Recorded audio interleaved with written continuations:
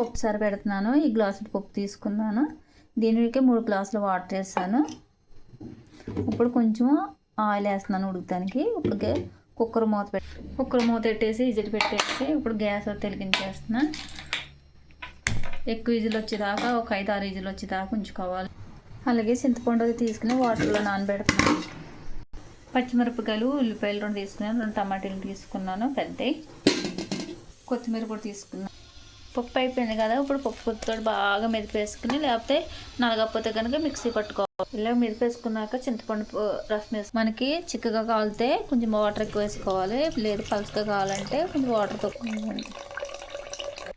నేను ఇప్పుడు పోసిపోతే వేస్తున్నాను. అలాగే కారం వేస్తున్నాను. తర్వాత సాల్ట్ వేస్తున్నాను. పచ్చిమిరపకాయలు, ఉల్లిపాయలు, టమాటీలు ఇప్పుడు ఇందులో వేసేస్తున్నాను. పచ్చిమిరపకాయలు అయితే కొంచెం ఎక్కువ వేస్తాను. అవి కూడా చూసారా. ఇప్పుడు గ్యాస్ మీద ఆయిల్ పెట్టేస్తాను. ఇప్పుడైతే తాలింపు గింజలు వేస్తున్నాను. అలాగే వెల్లుల్లిపాయ, ఎండుమిరపకాయ కొన్ని కదా. ఇప్పుడు జీలకర్ర, కరివేపాకు. ఇప్పుడైతే పప్పు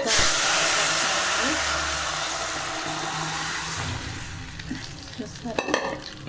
ఇప్పుడు కొత్తిమీర. పప్పు అయితే బాగా మెత్తగా అవుతాయి కనుక మనకి పప్పు అన్నది కనపడదు. చూసారా ఎంత కలర్ఫుల్గా వచ్చిందో.